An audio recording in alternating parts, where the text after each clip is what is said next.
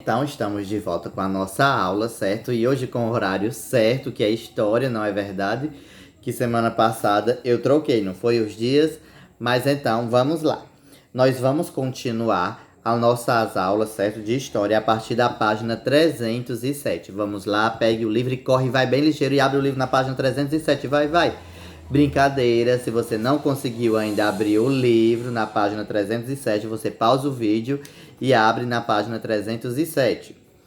Então, agora que você já está com o livro aberto, vamos lá continuar a nossa aula. O rei decidiu colonizar o Brasil logo após o exercício, ok? Embaixo do mapa. Então, já localizou? O rei colonizou o Brasil, ou decidiu colonizar o Brasil, mesmo aqui, certo?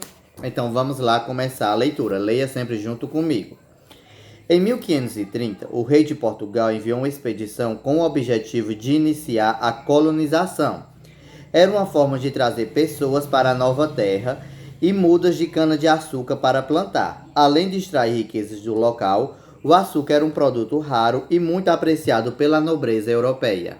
Então, a princípio, o rei não tinha a intenção de colonizar o Brasil, certo? Deveria ser apenas uma colônia de exploração. As pessoas vinham, pegavam o que queriam e voltavam para a Europa, sem a necessidade de criar residências, certo? Ou de criar cidades ou vilas, não era essa a intenção. Mas aí o rei mudou de ideia, certo? E decidiu enviar uma expedição, certo? Para iniciar a colonização, ou seja, para começar a criar para começar a criar uma colônia, certo? Onde as pessoas poderiam começar a residir e também poderiam trazer mudas de cana-de-açúcar para plantar, certo?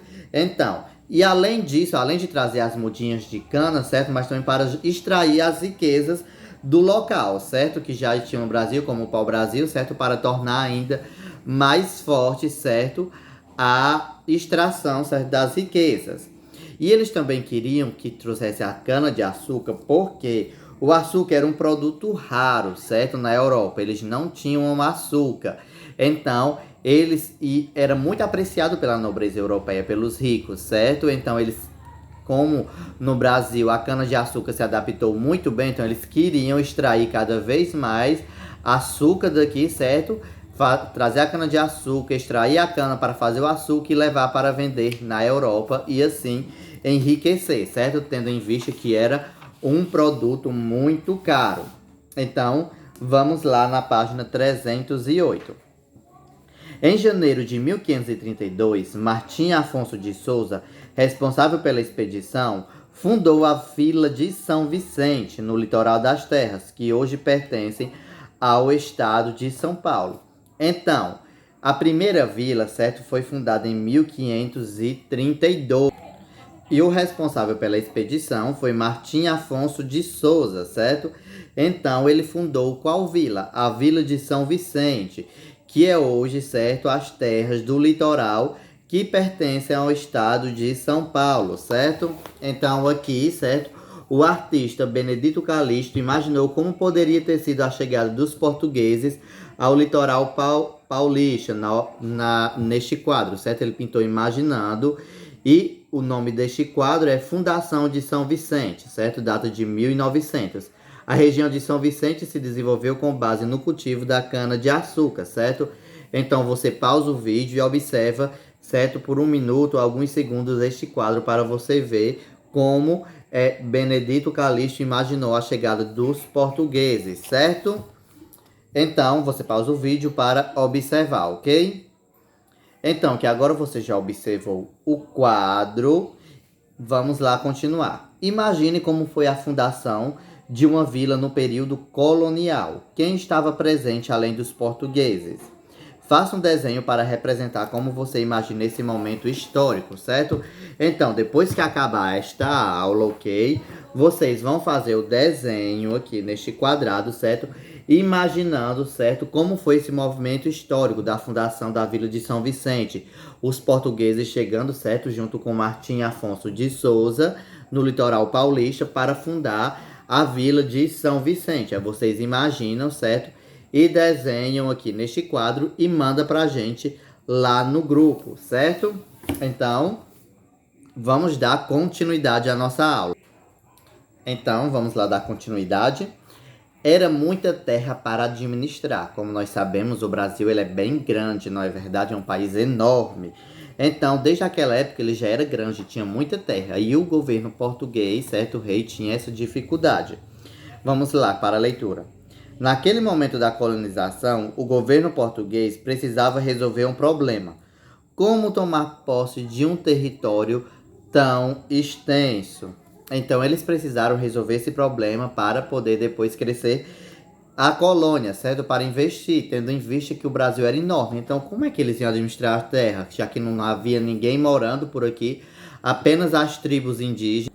Apenas não. Residiam aqui no Brasil as tribos indígenas, então como eles iam tomar posse de um território tão extenso e administrar, certo? Vamos lá, descobrir como foi que eles resolveram essa situação. Em 1534, o rei então implantou o sistema chamado capitanias hereditárias. Dividiu a terra em 15 lotes que foram doados a 12 homens de confiança de Portugal. Alguns receberam mais de um lote. Esses capitães, ou donatários, como eram chamados, teriam de investir em fazendas, plantação, mineração e etc., entregando ao governo, por meio de impostos, uma parte do que... Então, a solução encontrada pelos reis, certo? Pelo rei foi fazer as capitanias hereditárias. E o que eram as capitanias hereditárias?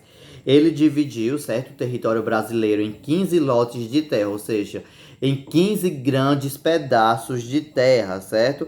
E foram doados a 12 homens, certo? Mas não eram qualquer homens, eram homens da confiança de Portugal, que o governo português tinha confiança e que também tinha confiança de do rei, certo?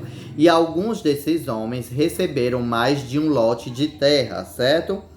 E o nome dado a esses homens foram de capitães, certo? Ou donatários, ou como alguns chamam, capitães donatário, ou capitão donatário, no caso, num singular, certo?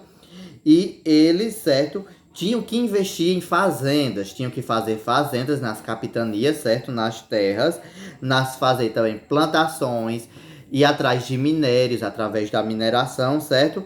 E a partir disso eles iam dar lucro ao governo português, passando a parte através de impostos. Então o governo disse: olha, nós vamos dar esta terra para você administrar, fazer fazendas.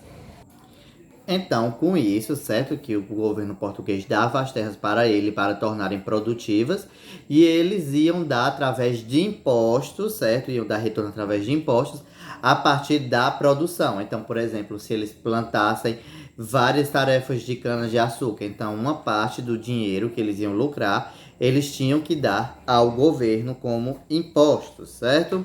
Vamos lá dar continuidade. Por conta dos altos investimentos necessários, esse sistema não deu muito certo. Por isso, o rei resolveu enviar para a colônia um governador geral, uma pessoa com, certo? Vamos lá para a página 309, com autoridade para governar. Esse sistema foi chamado de governo geral. E o primeiro representante do rei a vir para cá foi Tomé de Souza em 1548, certo? Então, os investimentos para tornarem as capitanias hereditárias eram altos, certo? Eram investimentos altos, precisava de muito dinheiro para fazer fazendas, trazer animais, plantações, certo? Abrir terras, ou seja, dos engenhos precisava de todo o investimento. Então, não deu muito certo. Então, o rei resolveu mudar o sistema, certo? Das capitanias hereditárias, resolveu mudar um pouco. Então, ele enviou uma pessoa para governar, certo? Então, essa pessoa ia ter autoridade de governo, ou seja, de guiar a colônia, certo? Dizer como deveriam funcionar as coisas, certo? E o sistema foi chamado de governo geral, ok? Então, quando veio esse representante do rei para governar a colônia do Brasil, foi chamado de governo geral. E qual foi o nome do primeiro representante a vir para cá? Tomé de Souza. Em que ano? 1548. No ano seguinte, em 1549, foi fundada a cidade de Salvador, a primeira capital da colônia. Então, quando Tomé de Souza chegou no Brasil em 1548, depois de um ano, certo? No ano de 1949. Então, fundaram a cidade de Salvador, que foi a primeira capital da colônia brasileira, certo? Então, aqui na página 309, nós temos a representação do Brasil dividido em capitanias hereditárias, certo?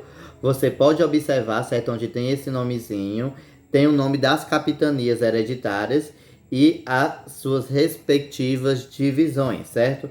E este mapa é de Luiz Teixeira, certo? E ele data de 1574, ou seja, é bem antigo. E aqui nós temos uma gravura da cidade de Salvador, certo? Do ano de 1624. Essa gravura é de Claes Jans. Eu não sei que língua é essa, certo? Desse pintor, o nome, ok? Então, não, mas também não é algo que vai importar no aprendizado de vocês. Mas eu tentei dizer o nome mais aproximado possível.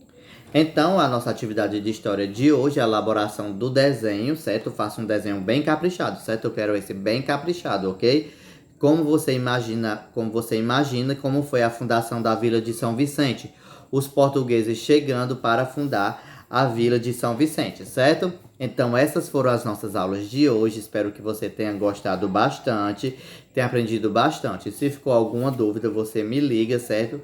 E pergunta para a gente retirar esta dúvida, ok? Então, tome muito cuidado e tome bastante água. E até amanhã com as nossas próximas aulas. Tchau!